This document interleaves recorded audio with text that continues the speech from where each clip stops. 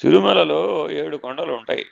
ఈ 7 కొండలు 7 అవకాశాలని అర్థం, 7 ద్వారాలని అర్థం. భగవాన్ సత్యసాయిబాబా వారు అవతార్ మెహర్ బాబా వారు అంటారు, ఈ 7 ద్వారాలు దాటిన వాడెవడో వాడు జీవన్ముక్తుడు. అది వెంకటేశ్వర దర్శనం.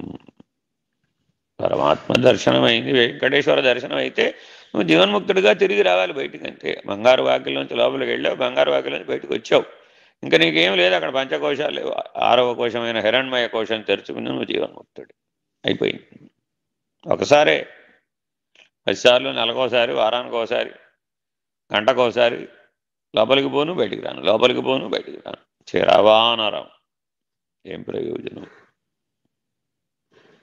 అలాగే శరీరం అనేది ఒక ద్వారం, ప్రాణం అనేది ఒక ద్వారం, మనస్సు అనేది ఒక ద్వారం, బుద్ధి అనేది ఒక ద్వారం, చైతన్యం అనేది ఒక ద్వారం.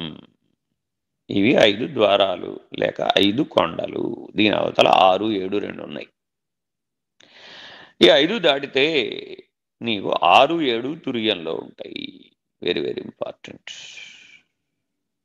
6వ ద్వారం 7వ ద్వారం తుర్యనిష్టతోనే సాధ్యం, సాధ్యపడదు లేకపోతే. అందుకు తుర్యనిష్ట కావాలి, అందుకు గురువుని ఆశ్రయించాలి. శుద్ధ చైతన్యంగానే 6వ భూమిక 7వ భూమిక అంటాడు అవతార్ మెహర్ బాబు. 5వ జ్ఞాన భూమిక దాటిన వాళ్ళు ఎవరైతే ఉంటారో వాళ్లే తుర్యానికి అర్హులు, వాళ్లే బ్రహ్మనిష్ఠులు.